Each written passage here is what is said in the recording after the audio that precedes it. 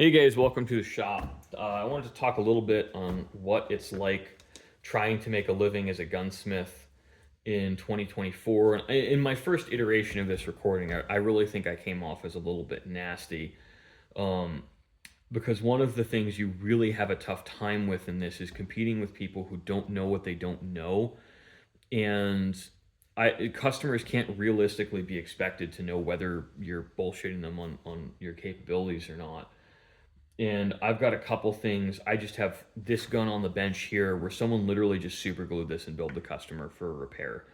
They didn't address any of the underlying issues. They didn't squeeze the glue in and they didn't repair the finish. So this piece is still loose and falling off. Then that's really unacceptable. And that's not even what this gun came in for, but this is still going to get fixed while it's here because my name's on it now. And I don't send crap work out the door. And this is another one where someone literally just glued this recoil pad with a spacer onto a stock. The screws weren't even doing anything while they were holding this in place. They were just there. And I think work like that's really ridiculous because I can't imagine billing a customer, even $50 for crap like that because, this was the wrong length of pull for the next buyer, and these recoil pads fail over time. So you've made a mess of the gun when you pull that off, and it's so much more work to replace. Like, don't be a hack. If you're gonna do the job, do the whole job. Like for me, if I get lever actions in where they don't have a dovetail filler blank for the rear sight, I put one in. I think it looks cheap and shitty to not have one in there, and I rarely get guns in where the extra few minutes, and I'm going to bill the customer for this. I tell them I'm going to do it, and they're fine with it. I rarely run into situations where a customer is mad over an extra $9 or $10 on their bill for the little detail work like that. People care. They don't think they care. Everyone comes in and says, "Oh, I don't want to spend the money. That's too much money." Or they talk to me on the phone and they're like, "That's highway robbery." And you know what? They go to the other guy, the work sucks, and they come here anyway. And then they don't complain about prices.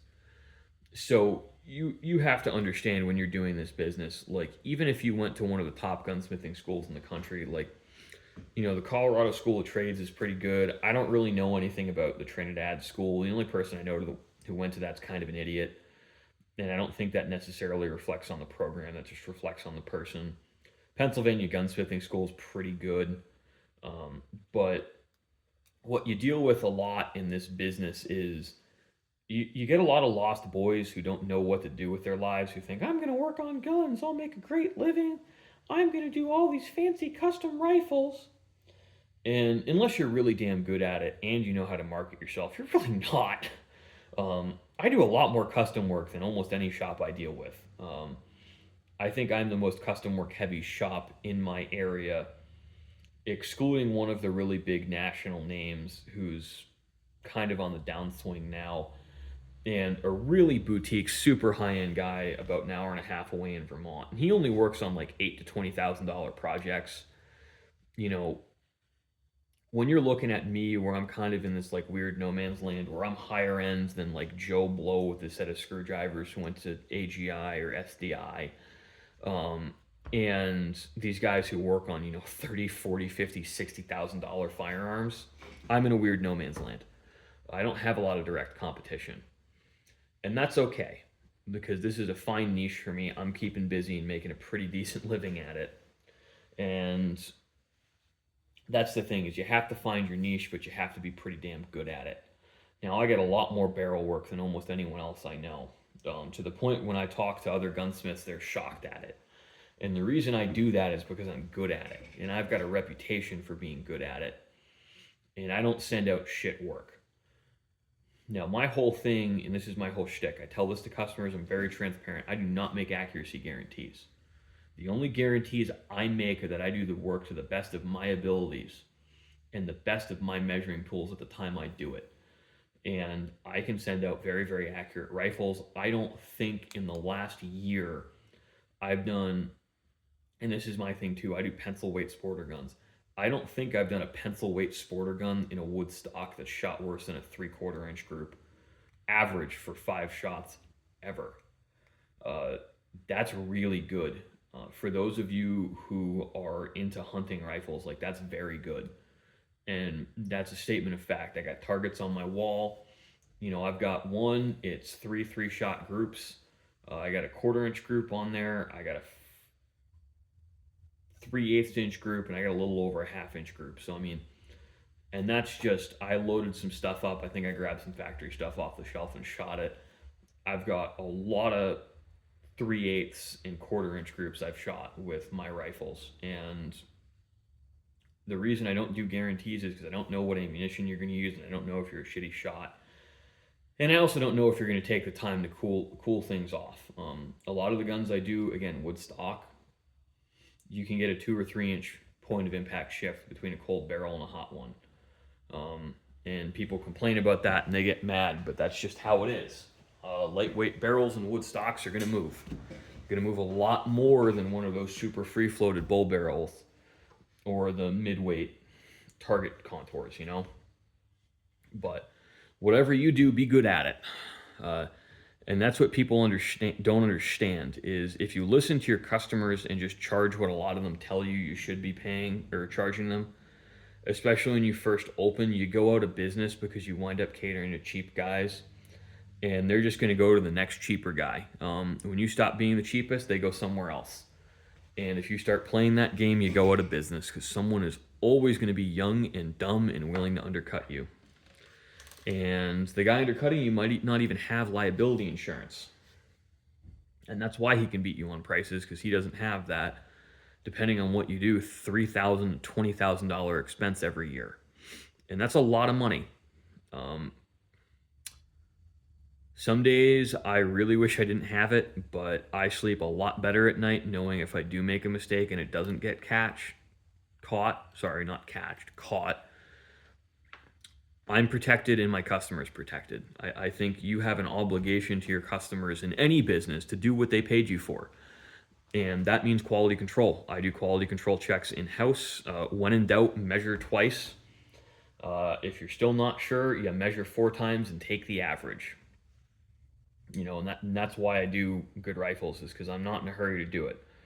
I'm paid to do a good job. I am not paid to do a fast job. And that is something you really need to understand when you're running a business is if you're going to charge top dollar prices, you got to do top dollar work. And on some level, we all work to a price point. But I've just decided where that price point is because there's a minimum quality I'm willing to accept for work that has my name on it. And not every job that leaves here is the best I can possibly do. Sometimes I'm compromising with customers on scopes of work. On something like this, I'd really, really like to recut the checkering and refinish this and really make it a knockout gun. Customer doesn't want to do that, so we're limiting to just putting a barrel on it and fixing this split here, and I'll free float the barrel. Now that works for both of us, we're both happy. Unfortunately, this isn't going to be a knockout gun. I like my name on knockout guns. If you've seen some of my other social media stuff, I do build very, very nice rifles. I have zero interest in doing half-assed work, and that's one of the reasons my business has done well. And I don't compete with the yahoos with a set of screwdriver and an online degree. I do good work for realistic prices. Now, skill set wise, you are really underpaid in this business for the kind of level and effort it takes until you're very established. And I'm blessed that I was in a position where I could afford to not make money for my first 2 years, because that's what it takes. And if you're not in that position, what you might need to do is swallow your pride, work for someone else, build a real name for yourself, do something on the side. Or if you have the money to start a business like this, but you're not sure you really want to lose money for 2 years, you can tack it on to a retail store. And I compete with a lot of that. And the retail guys I compete with are usually not very good gunsmiths. They can't handle the complicated stuff. A lot of them can thread barrels, but they're not building rifles that shoot like mine. And a lot of them can build a rifle that'll shoot like mine, but they can't do the stock work. I can do the stock work. I'm not going to sit here and tell you I'm best in the country, but I'm pretty damn good. I've not had a customer complain yet about my quality of work. I've only had people complain about prices and lead times. And that's a good place to be. Because you know what? As long as they pay, it doesn't matter how much they complain about your prices. The fact that they paid you tells me that they thought it was worth it. And that's something you need to remember. If you listen to your customers on what your service is worth, you go broke. Because everyone's going to tell you it's worth less than it really is. Now, I have had some really honest customers who are like, I thought you were not going to do a good job for that price. I'm used to someone doing it for twice as much. And I'm like, well, where were you? Some big city with some super established shop that didn't actually do the work there and sent it to a place like mine. So you got to remember stuff like that, you know. I am the exception in the shop in that I do as much metal work as I do, and I can pick up and actually do some pretty damn good woodwork. And I'm teaching myself how to work with horn because I think that's really the next step in bringing my rifles to the next quality level. Instead of just working with ebony and wood, I think it's time to start doing some curved and carved horn. I think that's going to be really beautiful and set my work apart. And that's one of the things. If you want to make money in this business, you've got to be pushing your skills. The second you rest on your laurels, someone eats you for lunch. Because no matter how good you are at something, someone else is better at that thing. So I don't try to be the best. I try to be the best I can be and work with people who are the best in their field. So if I can't do it to the standard the customer wants, I know someone who can. I send the work to them. I make a few bucks. The customer gets exactly what they want. And I will hear, I am sure, someone in the comments saying, well, why were you the middleman? You know, what value do you add to that transaction? It's like, well, I know who to call. I know how to deal with them. If it's not someone local I can just drive the firearm to, I know how to pack and ship the gun. I know how to ship guns cheaply. And I know what needs to be done. You know, knowing who to call is valuable. Now, a lot of the guys I deal with do not want to deal direct with the general public. They will only work business to business. Perfect. Great for me. When it comes to chasing down old parts, I know who to call, and I know a lot of people who don't have anything internet presence because I've been in the business long enough. I just give them a jingle and say, hey, I need this part. You got one? Sure. Now, even if I'm just ordering parts, I added value to that situation. I know who to call. I know how to deal with them. And for a lot of stuff, like checkering's a really specialist thing. You deal with some guys who are only stock makers, but they don't checker, and you deal with some checkering guys who only checker, they don't do anything else. I can do the metal work. I still brought something to the table.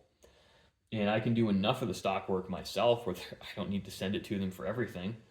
I don't mean to be a smartass, but I can fill the grain and wipe on finish as well as anybody. Until we get into the really specialist stuff like French polishing, it really ain't that hard, and I still know how to French polish. And I don't do spray-on finishes in the shop. That's something I can't stand. I think they're crap. I think they look cheap. I really hate doing spray-on finishes even on metal. And I will talk anyone out of it because I think it's just like, look, what you're paying for a custom rifle, it really needs that touch of class. That's timeless look. Right now, people like Cerakote and those spray-on finishes. But you know what? In 20 years, they're going to like something else. But you know what? Blued steel and wood has stayed beautiful for the last 200 years. So I don't think that's going to change at any time. You know, there is something about hand-polished metal and that really beautiful hand-rubbed look that is timeless. You know, that might not be your bag and you might not love it, but a lot of people do. And I cater to those people who love that kind of look. And you know what? If you don't like it, and that's fine, I will do a spray-on finish for you. If that is the way I get your business, I will do something I hate doing because I like money more. And that's another one of those really important lessons when you're running a business. Is the customer is always right in matters of taste. The customer is right about what they want. They could be wrong about everything else, but they know what they want. And if I can make money doing it, I will do it because the customer is right about what they want. And if I will not service that customer, they just go somewhere else. And sometimes I can't make money doing that service, and I'm happy to refer you to my competitors. because a lot of those customers wind up coming back because they're not necessarily happy with the customer service, the communication, the quality, something. And they might not come to me for everything, but they come to me for enough. And a lot of people really appreciate me being blunt on the phone and saying, I am not the right shop for that job. Call this guy. Because they will probably still refer business to you because everyone is so blown away at that level of just like, nope, I can't do the best possible outcome. This is what's right for you. That doesn't happen much in this day and age because people let their egos get in the way of running the business. And I make money by getting the customer exactly what they want. That is how I make my money. And when I understand that in every single transaction, I'm happy, customers are happy. I don't make every dollar I can off every transaction, but I do a lot of transactions.